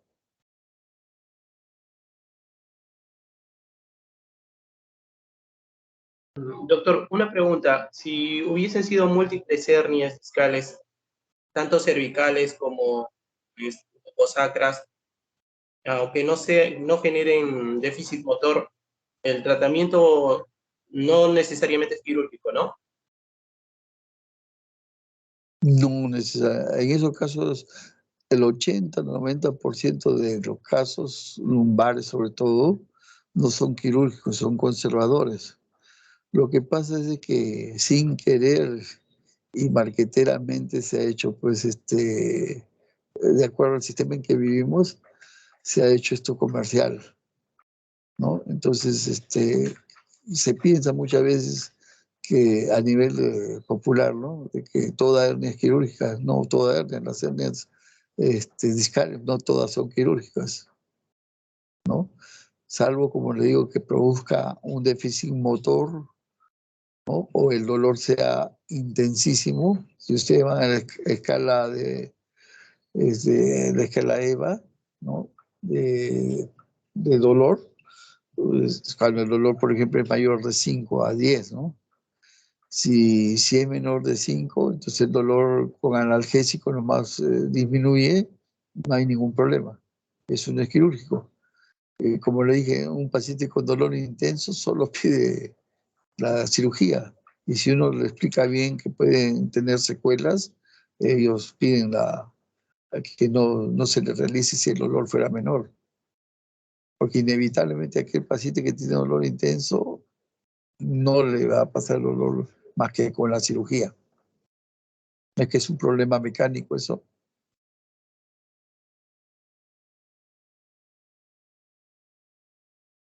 Muy bien. ¿Alguna otra pregunta o todavía hay alguna duda al respecto?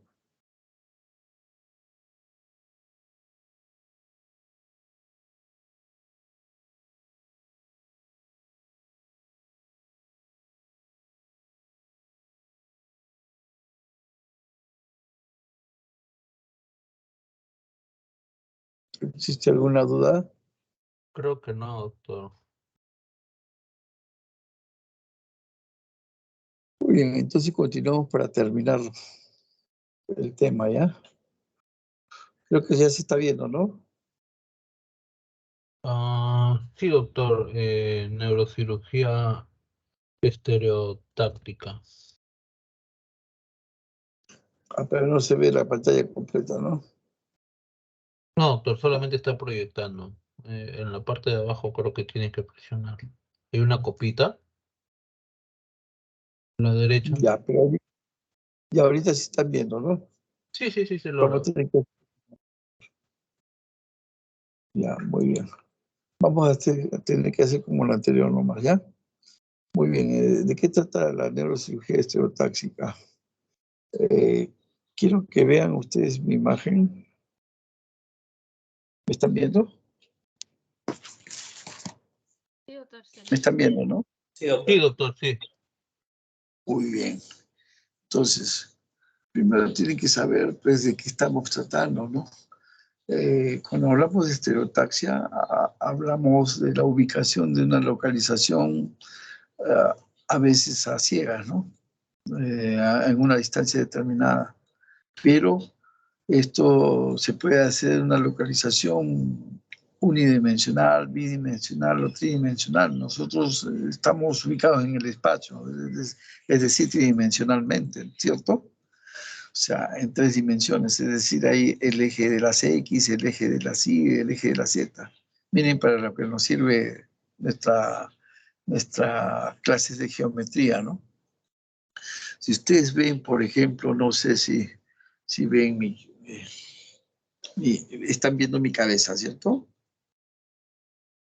Donde me estoy tocando. ¿Ven? Sí, sí, sí. ¿Ven mi imagen? Sí, doctor, se le ve. ¿Cómo? Hola, ¿ven mi imagen?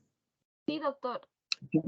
Ya, bueno, entonces están viendo mi cabeza, que estoy señalando un punto determinado de mi cabeza, o estoy señalando toda mi cabeza, no estoy agarrando toda mi cabeza. Miren ustedes donde estoy señalando acá en esta esquinita, es la esquina de la habitación en que me encuentro, ¿cierto? Tomemos este como el punto de referencia principal en el cual nosotros nos ubicamos. Si ustedes van donde está señalando la punta de mi dedo, lateralmente es un eje. Si ustedes recorren con la punta de mi dedo también otra localización que voy yendo, otro eje, ¿no? que están en el mismo plano. Pero si ustedes ven que voy hacia abajo en esta línea, también ese es el otro eje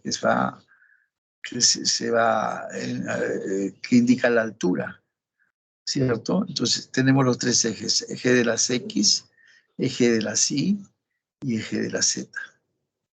¿Está bien?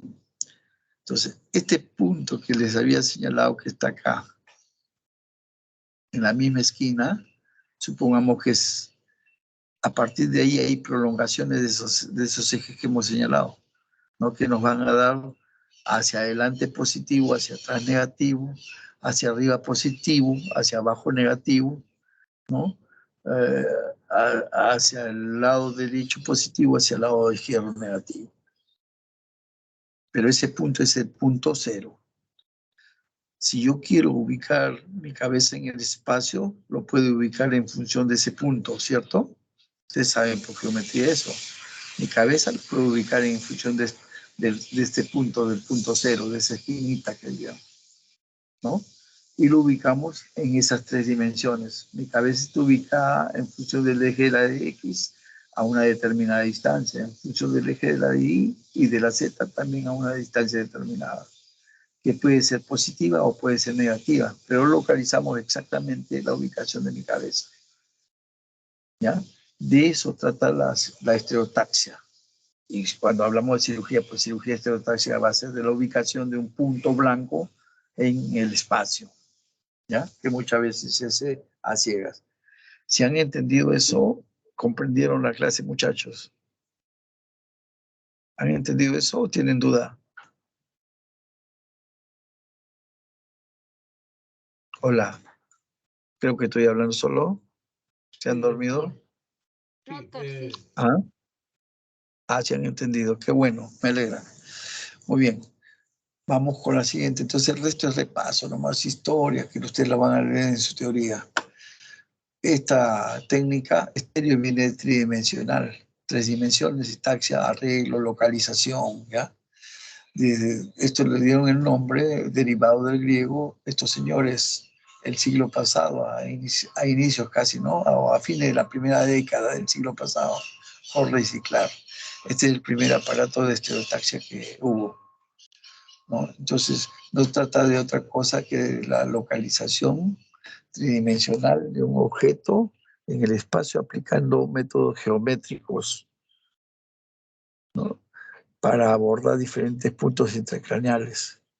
La guía estereotáxica se puede dar por imágenes tanto de tomografía, de resonancia o también por angiografía, por sustracción digital, pero tiene que tener un software que aplique a esos sistemas el aparato tanto de tomógrafo como el resonador, como el angiógrafo. De lo contrario no va. Y esto va a ofrecer una definición de volumen y geométricamente exacto y preciso de las lesiones que hay dentro del espacio del cráneo, como ustedes ven. Este es un aparato de estereotaxia más moderno, donde está el marco propiamente dicho y el equipo de estereotaxia con la aguja. Mire, se hace solamente un orificio de trépano y se ingresa incluso a profundidades, ¿no? Entonces, es una técnica que le va a permitir al cirujano acceder a zonas del cerebro que son críticas o angostas y se requiere el uso de alta tecnología y muy precisa. Es usada para modificar síntomas de tipo neurológico, trastornos como dolores, tratar algunas patologías y también para diagnosticarla, como casos de lesiones infecciosas, problemas infecciosos o también inflamatorios o tumorales, ¿ya? El procedimiento consiste en que se toman primero las imágenes de la lesión, se localiza la estructura por coordenadas, se guía un electrodo, el cual va a permitir tener un registro eléctrico en el caso de las enfermedades funcionales y se capta actividad de grupos neurológicos para el caso de la cirugía estereotáxica funcional de epilepsia, en los casos de epilepsia.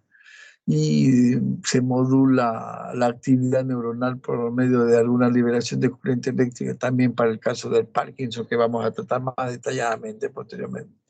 Importante conocer las partes del marco estereotáxico. Ya le hemos dicho que generalmente está este marco propiamente dicho y el arco estereotáxico. Esta imagen para que ustedes vean esas partes cuando ya están colocadas en la persona, en el paciente, se le fija al cráneo, por si acaso, no a los tejidos periféricos, tejido blando, porque puede desgarrarlo. Entonces tiene que haber una determinada presión, más o menos de 760 pascales. Y una vez fijado el marco al paciente, se le va a tomar una tomografía con el marco fijado que ya tiene los sistemas de medición y se localiza la lesión para poder luego realizar el tratamiento, ¿no? Acá están cada una de las partes del marco con sus sistemas de medición que ustedes ven en las 3 dimensiones, ¿no? ¿Cuáles son las ventajas del uso? Permite abordar de manera precisa una lesión cerebral, bien sea esta superficial o bien sea profunda. Posibilita que el que está operando, el neurocirujano en este caso, tenga una ubicación precisa para realizar un procedimiento quirúrgico y evita lesionar otros tejidos que están sanos, ¿no? Y a veces se pueden lesionar de manera inadvertida, por eso que es una cirugía mínimamente invasiva y se puede entrar a profundidades incluso y permite limitar estas áreas del cerebro que tienen mayor funcionalidad para poder evitarla, como es el caso del lenguaje, la sensibilidad, el dolor, la motricidad sobre todo, ¿no? La utilidad que se le da a este sistema de estereotaxia es para el estudio de tumores, por ejemplo, se puede realizar biopsias o para el diagnóstico, como también se puede realizar tratamientos depositando semillas radiactivas o a veces también para la ubicación del tumor y realizar una exálisis mediante ya una cirugía más amplia, ¿no?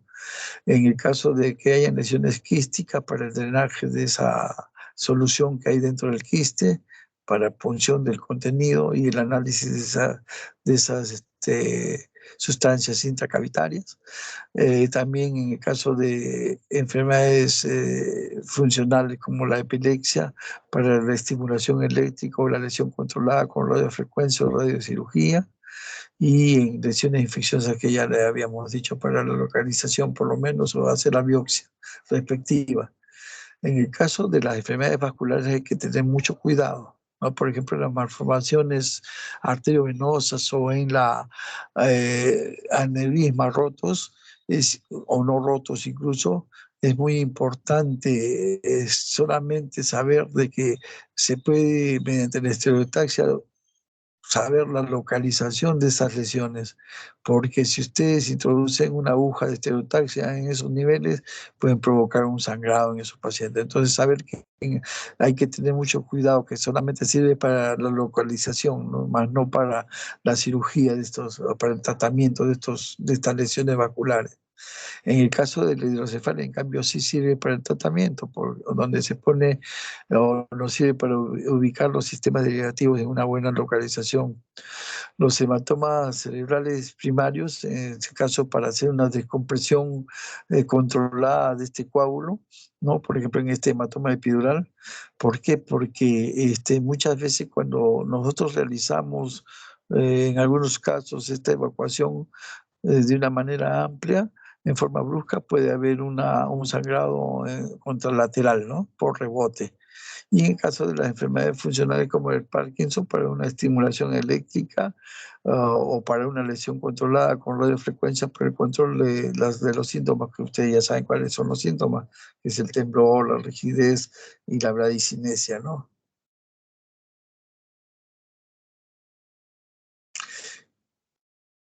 Seguimos con la utilidad, ¿no? La forma, qué cosas se utilizan. Ustedes en anestesia pueden utilizar anestesia local, que es la que hacemos acá en el Perú, o pueden regional también, ¿no? Introducimos donde van los tornillos de fijación al cráneo, introducimos anestesia local en poca cantidad, no más de 2 centímetros, y a través de ello colocamos en el tejido los tornillos que van a fijarse al cráneo, no al tejido blando por si acaso. Repetimos eso, ¿no? Y siempre con un ayudante. ¿Por qué? Porque los tornillos pueden introducirse y lesionar el ojo, por ejemplo, en este caso, ¿no? Luego de eso, que hemos colocado la anestesia y todos, y hemos colocado el marco, ¿no? Lógicamente, previamente hemos hecho la asexia y la antisexia. Lo llevamos al centro donde queremos aquí los datos, que puede ser tomógrafo, puede ser el angiógrafo, puede ser resonador, que tenga software compatible con estos marcos, ¿no? Y le tomamos la imagen, le hacemos un mapeo, como ustedes ven acá, ¿no? Una vez realizado ese mapeo con las mediciones respectivas, lo llevamos a un simulador, esas imágenes, ¿no? Y al paciente lo enviamos a sala de operaciones, donde nuevamente se le realiza asexia, antisexia, para colocar ya el marco definitivo, ¿no? Como ustedes ven acá, para poder realizar la biopsia. Lógicamente, se le tiene que hacer asexia, antisexia, ubicar el lugar donde se va a hacer el hoyo de trépano, y hacemos una incisión sobre la dura madre y introducimos la aguja de estereotaxia por ese nivel. Lógicamente le hemos puesto campo quirúrgico, todo eso, ¿no? Y la técnica en realidad no es difícil. Podemos hacerlo cuando estamos entrenados en 20 minutos, y poco vamos mejorando los tiempos, ¿no? Y sirve no solamente para hacer biopsias, sino, como vimos, también para tratamientos, tanto quirúrgicos como para tratamiento radioterápico. Hay radioterapia por estereotaxia también. Es un procedimiento seguro en personas entrenadas, ¿no? Estas son las intervenciones que se pueden realizar con técnica estereotáxica. En el caso de los tumores, hemos dicho ya biopsia de tumor, las craniotomías para exéresis del tumor, o depósito también de sustancias radiactivas dentro del tumor, no de semillas radiactivas. Para trastornos vasculares, solamente ubicar para hacer la craniotomía.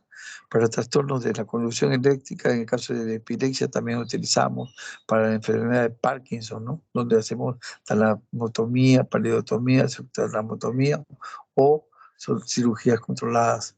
Es decir, en resumen, las aplicaciones son en biopsia estereotáxicas, en craniotomías dirigidas por estereotaxia, en neuronavegación y en radiocirugía, ¿no?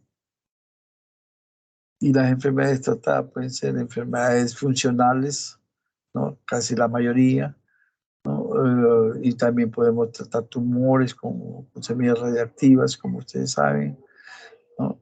Y enfermedades psiquiátricas.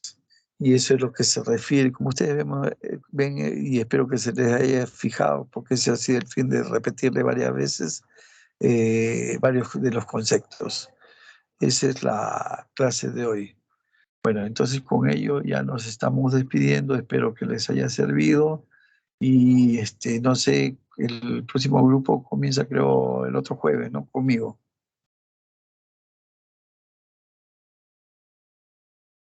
Hola. Hola. Sí, doctor. Hasta el miércoles. Ya. Bueno, ¿existe alguna pregunta?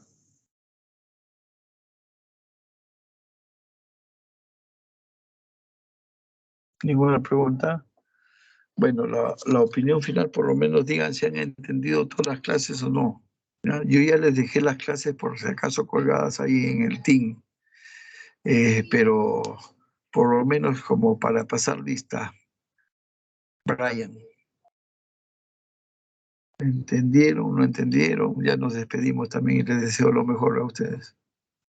Brian está. Sí, doctor. Okay. Todo perfecto. Sí, doctor, todo tranquilo. Perfecto, pero. Bien. Entonces no hay dudas. Diego. Diego.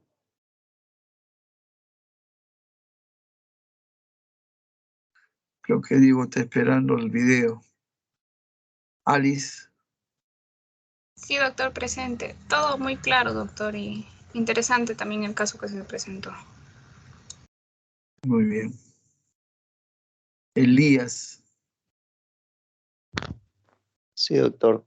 Sí estuvo claro, doctor. Sobre todo ahora que yo estoy llevando también columna en la sala San Miguel aquí. Gracias por la aclaración más bien de varias dudas, doctor.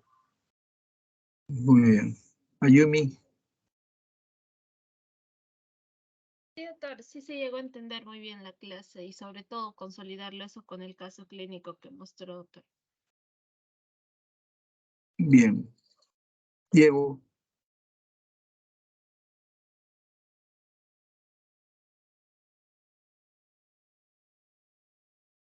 Lady.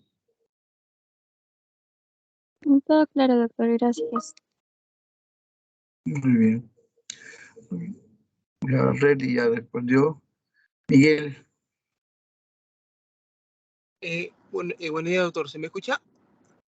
Sí, sí. Sí, doctor. Todo muy claro y bueno, siempre gracias por aclarar, por ayudarnos con las preguntas y todo. Se entendió muy bien, doctor. Gracias. Ya, bueno, entonces ahora vayan, revisen su paciente y realizan el informe que les he pedido, me lo mandan a través del correo. ¿Les parece?